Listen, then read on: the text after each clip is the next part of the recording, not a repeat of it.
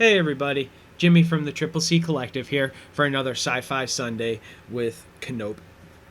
Today, I'll be diving into the first episode of the mini-series Kenobi that just dropped on Disney Plus.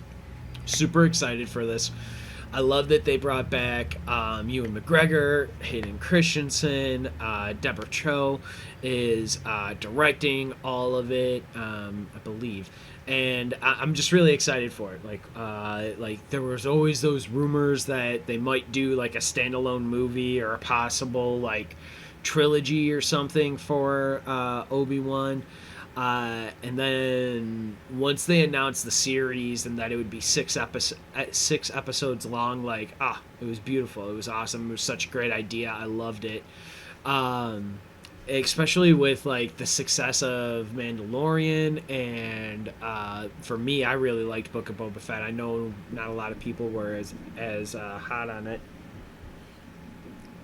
but at least with what Star Wars has been doing recently with their series and stuff, it made me really excited for it. So I was really stoked for it.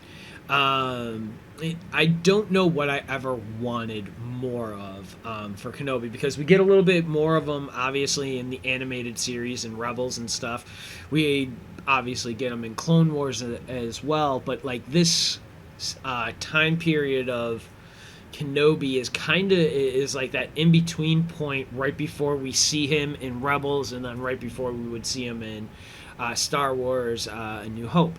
And so it's an interesting time to put him in. I'm glad that they brought back Ewan McGregor. Like, that was really cool. It was even cooler that he was game for it, because he had always seemed to be at least open to the idea of like, hey, we're just talking here about like this possibility of an Obi-Wan thing. Like, that's cool. I'll talk about the possibility of it, whatever. But like, I'm open to reading something. Like, he always seemed at least open or receptive to if like, Disney or like Lucasfilm or whatever was like, hey, here's a script or something for you, or here's our like outline or a pitch. He always seemed interested in at least taking that information or at least hearing whatever it was.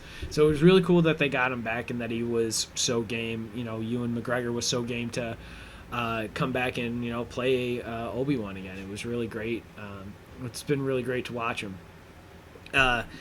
It was weird at the beginning of this.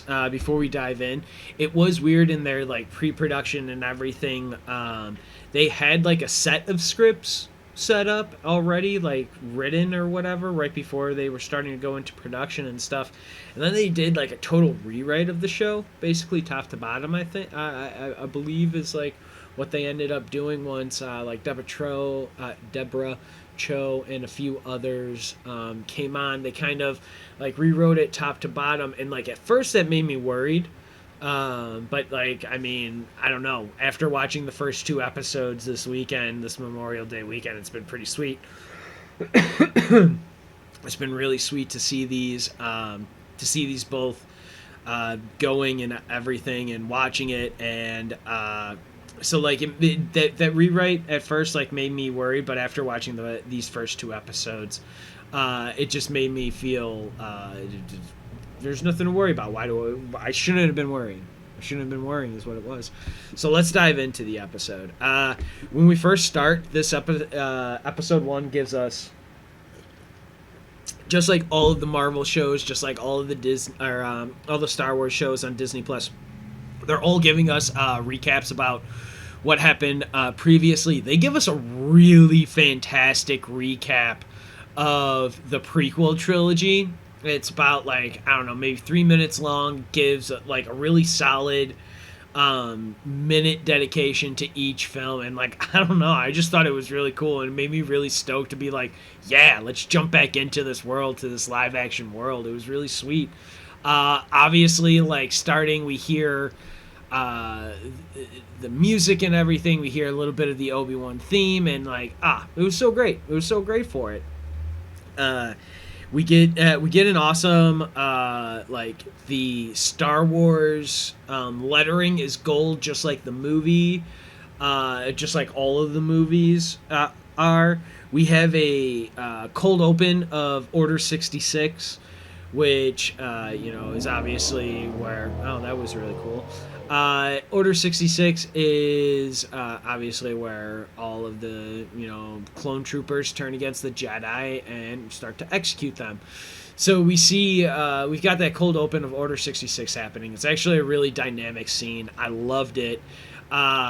We see one teacher with a bunch of younglings. They start getting attacked. The teacher runs out with the younglings, and then they basically get to this huge hangar corridor thing, and it's really wide. But the craziness is that in the center here you have the one teacher that we've been watching with her younglings and stuff. But off to the sides then of her, we have all of the different clones and other Jedi that are in the temple here. You see all the lightsabers kind of all come down as they all start getting taken out by these clone troopers, and it's wild. It was really heartbreaking, and oh man, it was what a way to open the show. And if it's one of those things, it's if this was part of that rewrite, I'm for it, whatever. But we get that cold open. All the Jedi are, basically taken out there in that corridor, big open hallway of the Jedi Temple there. And we get the sand title card that is great. The title card that says Kenobi on it. And again, it looks like sand. We get the other title card, though, of giving us the time change. It's 10 years later now. And in these 10 years, what's kind of happened now? We enter the city streets. We get, just like every single show and movie has tried to get their opening New Hope Star Wars shot of the ship flying, and then we get the slow reveal of the Star Destroyer chasing the ship and everything like that.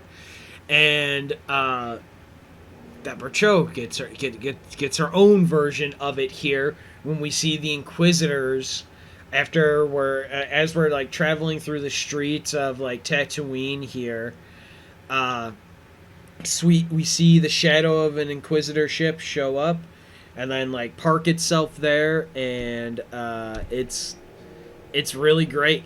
We get three Inquisitors. We get the Grand Inquisitor. We get Reva, or Third Sister, and then the other guy. I don't remember if they really say his name, but I was watching with the subtitles, and they just referred to him as the Fifth Brother. So, yeah, the Fifth Brother, and excuse me. Three of them arrive. They walk through the streets, totally disrupting everything. Everybody knows who they are, so everybody starts backing away. They don't want to get in their way. They don't want to, draw attention to themselves. The Inquisitors. Grand Inquisitor enters the bar, talks to, makes his way to the bartender, and says that, in his line of work, do you know who I am? Do you know what we do? Yes, you're Inquisitors. Yes, you hunt Jedi and you kill them. Yeah, and in my line of, and the Grand Inquisitor goes on and kind of monologues here a little bit about how Jedis have an itch to help. They can't, if they see somebody in need, they want to lend a hand, and when they lend a hand, that exposes themselves, and therefore the Jedi are just hunting themselves. And it's really interesting that we get this, because really the first time we were introduced to the Inquisitors and stuff was Clone Wars and everything. That's really cool seeing them be brought into the live action here like this. It totally makes sense to obviously see them here. Seeing them here in this in this series, like because Vader's around and whatnot, and he's the one who runs them and everything. We get, but the Grand Inquisitor continues on. Rumors run rampant about a Jedi, you helping him. Maybe you even give him a little place to stay because he helps you out. People are trying to rob you, and he stops them from, robbing you, and, he makes sure everyone, just stays calm and, like, pays and everything like that. So he's a help. So, you give him a place to stay or whatever. And the third sister is very reckless here. We also get the music here is really great. It's a really excellent score. It pulsates very well and keeps time with like the tension as it kind of builds and builds and builds, and then finally the Jedi, the third sister throws a knife at the bartender, knowing that the Jedi is somewhere in the bar right now and will not allow this man who's been hiding him and keeping him safe and like all of that, isn't going to allow that dude to die right now. So, because of that, he exposes himself. Does a little stops the knife right before it kills the bartender dude. Reva sees the guy with his hand up, with his hand up, working on protecting the bartender guy there, and so they, the bartender throws the knife down, does a little force throw, and then runs. Reva stops him and like almost cuts him with the with her lightsaber, and it's like just burning on the side there of the guy, and he's being stopped from being like just sliced in half at the top there, or at least definitely losing an arm, by the Grand Inquisitor. And Grand Inquisitor like throws Reva to the side. The Jedi gets away. He throws down the banners. The Grand Inquisitor's all mad, like, what are you doing? You need to, like, this run after Kenobi can't happen. What do you, like, you can't keep doing this. This is inappropriate. What do you, like, come on. We gotta move on. We gotta continue on. Like, this fixation on Kenobi, we've been looking for him for 10 years. Like, it's over. Then we actually get our first look at Obi-Wan. We get our first look in the day of the life of Obi-Wan Kenobi, and it's pretty wild. He seems to be a meat butcher carver from a dead carcass of an animal out in the desert. It doesn't necessarily look like one of the sand dragons or the crate dragons that we saw in like Mandalorian. It actually kind of looked like a stingray of the desert or something. I don't know what that animal beast or whatever is, but he's chopping up a bunch of meat from it. So he's like a butcher or a meat carver of some kind, and he, is slicing a little bit off for himself, puts it up in a little piece of fabric basically, and tucks it in right there. Leaves. He has a terrible boss, awful boss, who shortchanges one of his workers for no apparent reason, far as we can tell. And it's just, and his boss is just a terrible dude. He takes the shuttle from the outskirts of where that animal is back into the city. He walks through the streets and gets to his own little animal, horse type animal thing with a long snout or whatever. Excuse me. He gets on there, he feeds the meat to the animal, and then him and that animal go back to his cave dwelling home. A little like almost top of R2, of like an R2D2 unit, like of whenever we saw like that periscope thing that would look up and kind of blink a light for R2. We see that kind of pop out of the desert, out of the sand here, right in front of his home, and it gives off a blue light, meaning that it's okay, nobody's there, or nothing's there, or whatever, waiting for him. So then he makes some dinner. He's looking out at the desert and everything. Obi-Wan is, and then the Jawa Tika comes, tries to, sells Obi-Wan what we saw, the eventual like ship that Luke is like playing with at one point, and it's really great. It's really great that we see that toy. And they barter a little bit. He finds out that Tika stole the processor to his evaporator, and is like, well, if you're gonna just sell me back the parts to my own evaporator, why don't you clean it? And Tika's like, that's extra.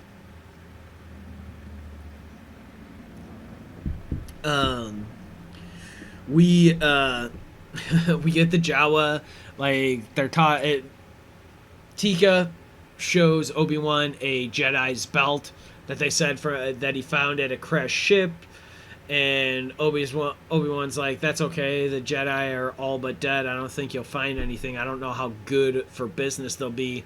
And Tika's just like, you really stink. And Obi-Wan's just like, okay, thank you, Tika, goodbye, and like just kind of sends Tika on his way. It's really funny, or at least I found it very funny. And then we get the first set. We get a set of nightmares from Obi-Wan, and it's kind of a repeat of what we saw in the recap of some of the stuff. Like we saw a young Jake Lloyd. We see, Hayden Christensen. We see Mustafar and like the subsequent like delimbing basically of Obi-Wan, or of Anakin by Obi-Wan there on Mustafar, and it's wild. We have all of this, and he wakes up and he tries to call out to Qui-Gon, and he's like, Master, if there is any time, like, Master, Qui-Gon, are you there? So he's trying to, do that Force Connect, reach out to the Force Ghost that we know people are capable of doing later on.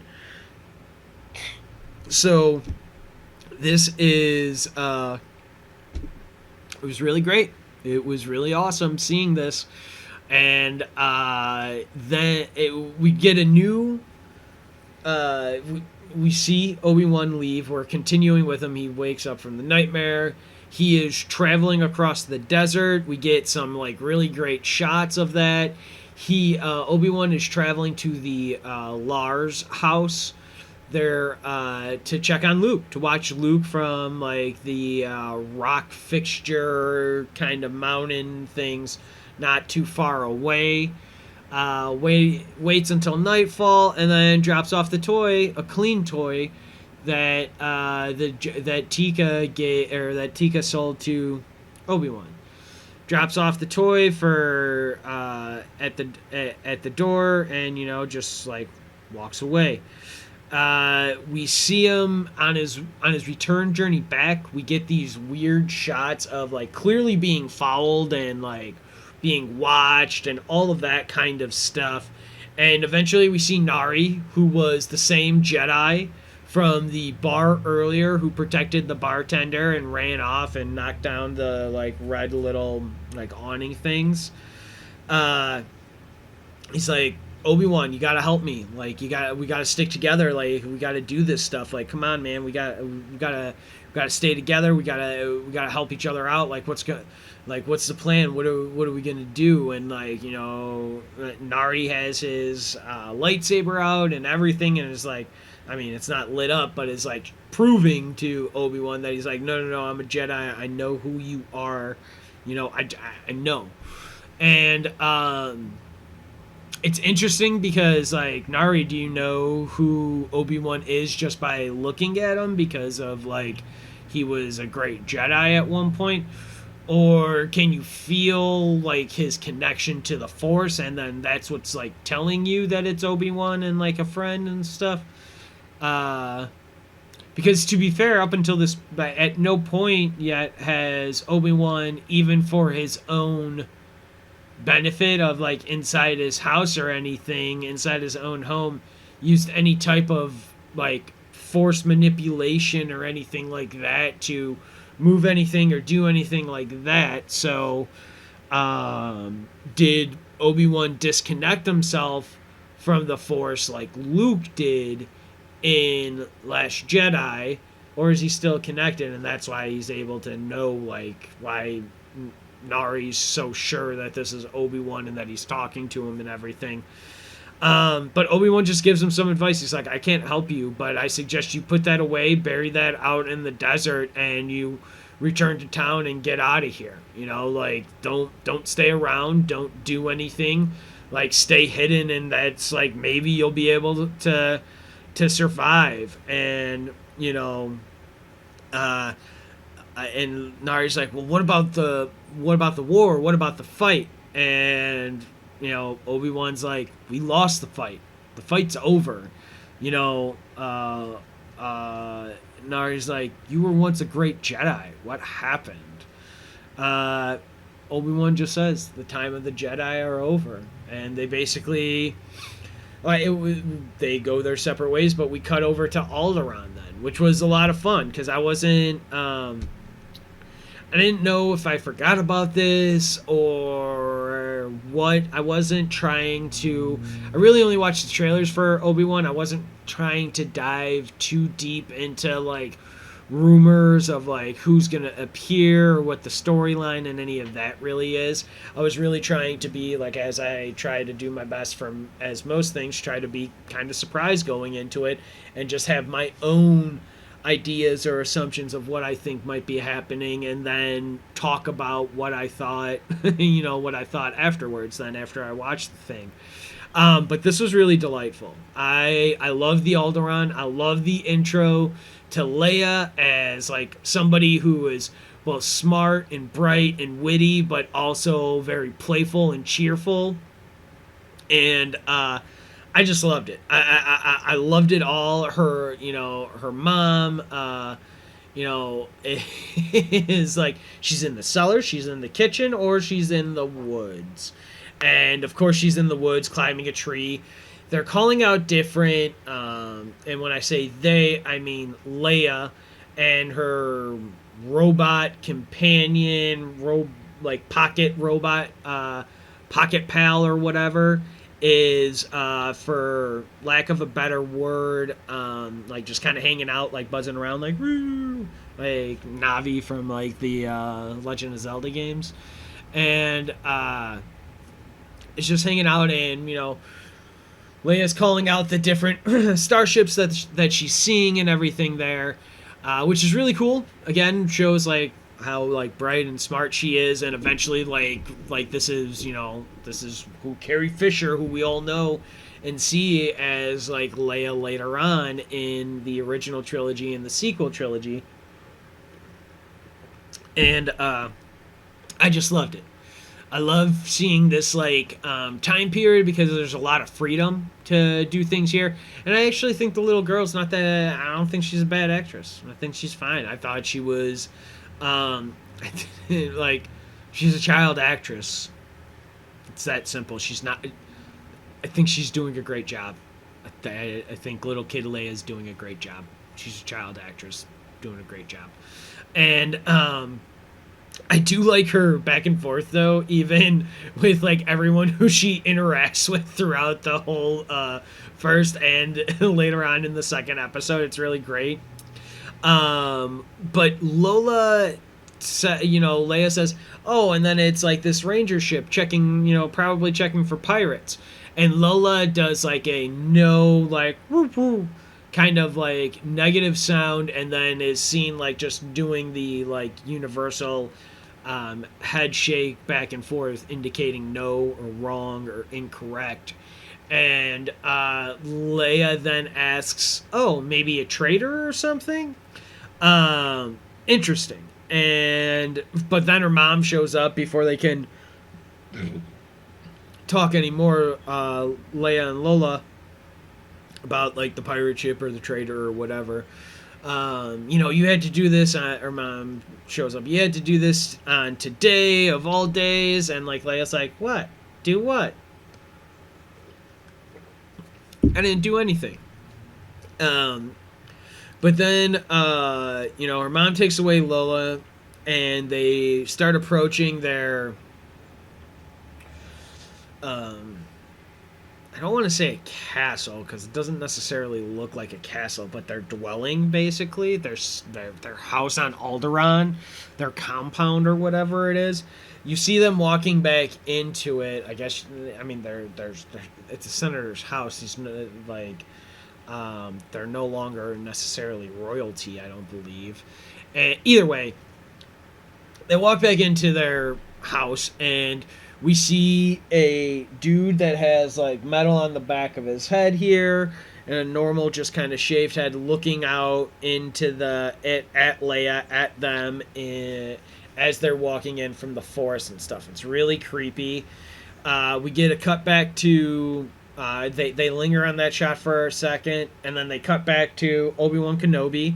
He's back at his work, cutting the meat, taking the shuttle, gets to the animal, and Owen throws the toy down at his feet. It's like, we don't need anything from you. He doesn't need anything from you. Obi-Wan's like, well, when the time comes, he needs to be trained. And, we heard this line delivered in the trailer here, and it still hurts. Sometimes when they give you certain lines or certain scenes or whatever in a trailer, sometimes it kind of takes away from it. I think this still stung either out of context and in context when Joel Edgerton's like, oh, train him like his father?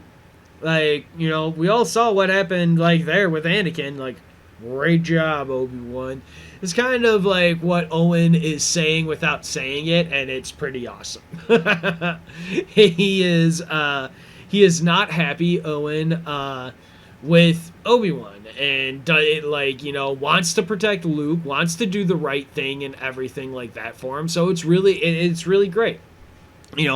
Owen is doing what he believes is right for Luke, and how to keep him as safe as he can. We get the Inquisitors are coming up, but Owen is still saying to, Obi-Wan, like, just leave him on the farm. That'll be the safest. He's with his family. I'm not going to let you make the same mistake twice with another member of my family. The Inquisitors get there. Fifth brother is declaring that they're looking for Jedi. Reva starts walking around saying that they're going to cut off hands so that every time you reach for something, you always remember that you lost a hand for protecting a Jedi. And one lady talks back to Reva and is like, this is the Outer Rim. The Empire has no power here. Why do we need to listen to you at all? She loses a hand. And oh man, is it wild. So she loses a hand. That lady, cut off. We just see the hand just drop to the ground there. And it is pretty awesome. And, we get Reva then stopping right in front of Owen and being like, do you know a Jedi? And he's like, no, I don't know a Jedi.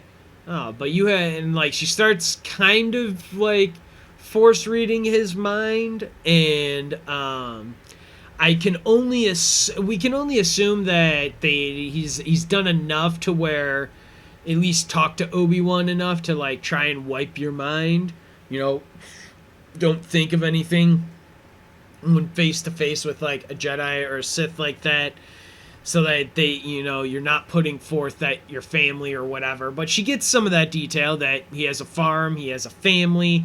Then she starts, Reva starts threatening Owen and his family, and it's like, all of you people, save this man and his family's life and tell us where the Jedi is.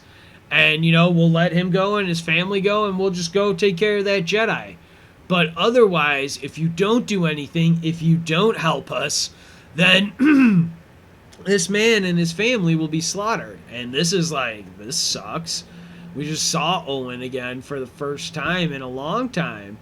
And Joel Edgerton. And like another one of those things that got me excited is that they brought back everyone. Like, whether or not you actually liked the prequel trilogy, whether you loved it from the beginning, whether you hated it and it's grown on you, like, respect to keeping with, like, this is the, like, with that vision at least of like keeping the same actors, trying to get them all to come back, and they did. Like, that was great to see Joel Edgerton come back as Owen. It was awesome to see Ewan McGregor come back as Obi-Wan. It was awesome to see. It's awesome to see like Hayden Christensen come back as Darth Vader and stuff. Like, man, it's so cool. I love it. I love that they did it all. It's so great that we got it. And so the fifth brother stops Reva from turning the crowd against Owen and like trying to like kill him and everything like that. We also get the fifth brother like getting into it with fifth brother getting into it with Reva, saying like your passion and your gall going after like Kenobi like is too much. We've been looking for him for 10 years. He's still not here. He's not, like, we haven't found him. He's gone. Like we need to give it up. And we need to give it up. We need to stand down.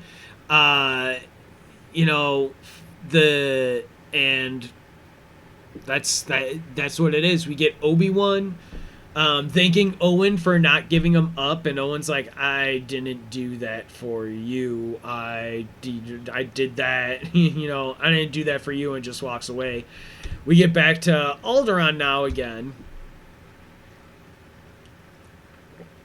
This time, this is actually really great seeing the whole planet and everything, because, like, to be fair, we don't spend, in the original trilogy, we see Alderaan get blown up by the Death Star semi-early on in that movie, and basically we've never seen, like, much of Alderaan short of, like, expanded universe or whatever, like, stories that, or, like, anything like that, but, like physically there. I mean, we see it in the Clone Wars, because that all of that stuff is like taking place before that and everything. And I know like Bail Organa, I can't remember any or all of the episodes that we get like the Organa appearances and stuff, but it's there. And so that is it's great. It's great actually like living here, seeing it. It was something neat that I wasn't expecting of the show, because I forgot that they like had cast a young Leia. I didn't know how they were gonna like use young Leia here, but we're actually spending some time with her, which is pretty cool. And I assume that we're not getting time with Luke because we've spent so much time with Luke later on that we kind of understand enough of his upbringing that, short of just getting the little glimpse of Obi-Wan kind of looking on to him, I'm not sure, and like other little things like that, unless there's some kind of fight by like the Lars home or whatever. But you'd almost feel that like Luke would remember that in A New Hope. So it's like it's also interesting. It's interesting that where and when they set Kenobi. It's interesting what kind of box they put them in, because there are certain things that they still have to abide by that are said in A New Hope. It's all interesting. It's all cool to see. I love the expanding of this universe. But we get to see the planet a little bit more. I really love the music of Alderaan. And like it's also weird because it gets blown up later. It's weird not it's weird seeing this thing, knowing that this place has a has a clock on it, a ticking clock on it. Like, one, like it blows up, whatever. Uh, it's interesting seeing how Leia interacts with her cousin, because we see that like her and her cousin are like butting heads. They're not necessarily on the same page. He's really rude to like droids and everything, and she's just kind of respectful of everyone because that's the way that she was, the way that she's being raised and everything. And then we get Bail and like maybe Bail Organa's like brother-in-law. They're talking politics, and that like brother-in-law person is like, yeah, the Empire's finally starting to line some pockets and stuff. And Bail's like, oh yeah, that's great. We should talk about slavery and taxation of the Outer Rim and everything like that. And and the dude's like, whoa, whoa, whoa, whoa, whoa. If you want to get all bleeding heart, save it for the Senate. Otherwise, I'm not talking politics today. And it's just like, oh, that's how corrupt you are. That's how much you're drinking. That's how much you're drinking the Kool-Aid. And it was interesting to see. I love seeing Jimmy Smits come back too. I watch Jimmy Smits in anything. Love him. He's a great actor. So like seeing him come back and stuff as Bail Organa was a lot of fun. It's also interesting that they give it a good couple of years of distance after Order 66 and the end of the events of the Revenge of the Sith, the third movie of the prequel trilogy and stuff. It's really nice that they give us that time frame, because at least like for some of these people it's been like already like another 20 odd years or whatever since they've last been in these movies. So it's nice to see that even putting the 10-year gap there, like where some of their ages are really 20, 22 years later, the 10-year gap actually kind of works for their aging up and how they look now, as opposed to trying to use like the crazy, all the different kinds of crazy, like de-aging stuff, like special effects and whatnot. And it doesn't seem like something that they really need to do here. And but the best thing of the Leia and her cousin conversation is where her cousin's like, well, you're not one of us. And she's like, you just repeat everything your dad says because you're scared of him and you just want him to respect you. And that's all the stuff that I see. And it's really awesome. She really puts him in his place. Then we get, of course, Leia getting in trouble because her sniveling little snot-nosed dickhead cousin, ratted her out because he could dish it. He could send out the insults, but he couldn't take them when they were hurled back at him because he is a terrible, mean little boy. And so Leia refuses to say sorry. He was rude to everyone in the droids. Bail and Leia then talk, and Bail's like gives a great conversation, and it's really, this is what I'm here for. I loved seeing this monologue between Jimmy Smits, Bail Organa, and Leia.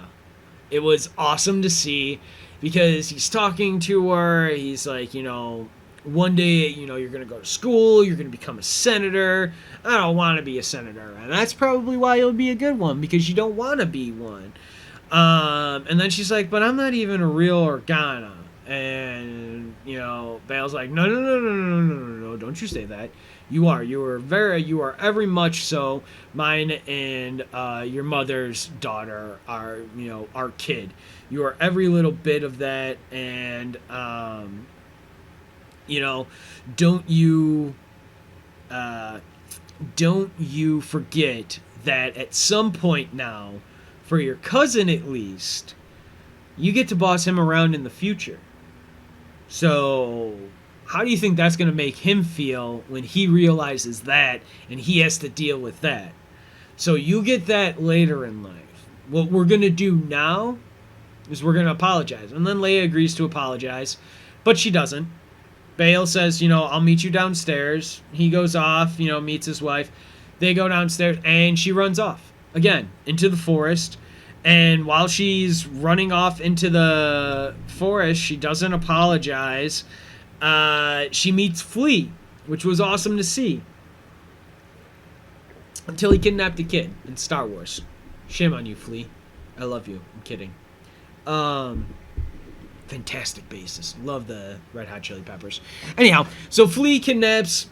Flea and his gang run through the forest, which just chase through this forest I have some problems with.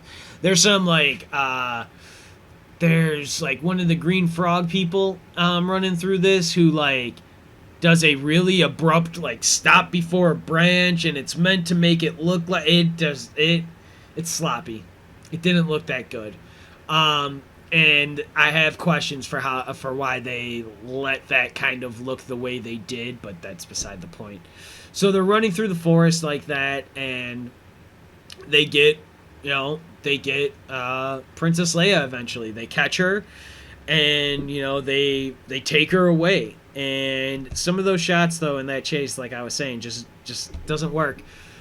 Obi-Wan Kenobi, back in his cave, he starts getting that distress signal from Bail Organa. And, the Organas show up, Mr. and Mrs. there, and they're like, help us, Obi-Wan Kenobi. She's been taken.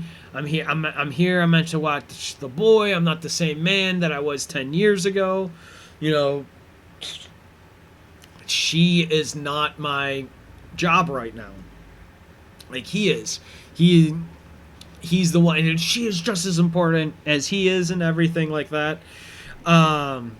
So, we can't trust anyone else. We can't go public with it because it'll show, weakness and stuff. Only you, Obi-Wan, know how important she is. My duty, he's like, again, my duty's to the boy. Well, what about your duty to her, to his sister? I'm not who I used to be. We get a cut back to the kidnapper's ship. And the kidnappers, are moving Leia from one room to the other. She's tied up. We get a quick cut back to Kenobi and his, another day of work, cuts the meat, enters the city. As he enters the city, though, and where his animal, ride is, he sees Nari. Nari's killed hanging from, a little overpass there. A little, bridge thing, overhang thing. And, so that was bad. He arrives home. The little R2-D2 thing, little, periscope thing, pops up and shows that he is, pops up and shows that it's red. Somebody or something's in there. He goes in there, and who do we see but Bail Organa pleading his case to Obi-Wan to go after Leia and go find her. And it's awesome. He, Bail calls out Obi-Wan. He's like, I get it. I know why you're hesitant, why you haven't done any of this. That you made some you made mistakes. I made mistakes. We've got to move past them. We've got to move on we got to move past them. We've got to move beyond them because she needs us. You couldn't save Anakin, but you can save her. You can save her. You can't save Anakin. Luke seems to be doing all right, but you can save her. You couldn't save Anakin, but you can save her. There's no one who I trust more to do this for me than, and, we need her for one last fight. We need her for this last fight, and we need it. And we get a cut to Leia, and she gets Lola going to cut her little ropes a little bit. Lola is able to get a little cut going before Flea shows up and breaks Lola, and then we get Obi-Wan traveling into the desert. We get a cut back to Obi-Wan walking into the desert, and he begins to dig. We get a cut back to the kidnapper's ship, and one of the kidnappers are like, don't you think this is a bad idea, kidnapping kids? This isn't something like I get it. It's kind of like one of these conversations. Like I get it. We're the bad guys. We rob people and stuff. But kids, this is weird, even for us. Like we shouldn't be doing this. I'm not sure if this isn't our jam, as they say. And Obi-Wan continues to dig, hits a metal tin in the middle of the desert, and we see both his lightsaber and Anakin's lightsaber that he kept and held on to, that we know he gives to Luke in A New Hope. So we see him dig up his lightsaber, and it's really great. And we get a cut back into the ship again. Flea talking to Reva, like, will he come? Like, will he come find her? Will he come looking for her? Reva's like, yes, he fought alongside her father in the Clone Wars. This will be a way to get him, Obi-Wan, out and about, and and manipulate him into doing battle with Reva and coming out and stuff. We get a cut back to Obi-Wan in his classic Obi-Wan Jedi cloak, walking towards a Stargate, or a starport, basically, on Tatooine, and the person, taking tickets or whatever is like, hey, are you coming or not? And we get a little brush back, revealing that Obi-Wan has his lightsaber on. So did he buy that belt from Tika, or did he still have his own? Because we never really saw the lightsaber or a belt like that yet. And so he walks on, he starts walking away, and then we get the credits end. Now, the credit, so far, when it comes to these Disney shows, the credits are usually something, this isn't a knock or a complaint against the Obi-Wan ones. The coolest thing that they have done newly to these shows, though, is that the live-action ones, the 2 seasons of Mandalorian and the 1 season of Book of Boba Fett, is that they always put concept art as the backdrop of the credits, and then just ran the credits of, as they do anything else. Obi-Wan is different. Kenobi is different. Kenobi has the gold lettering at the beginning, like the movies. Kenobi has the black background with all the stars and all the blue lettering as the credits, like all of the movies do.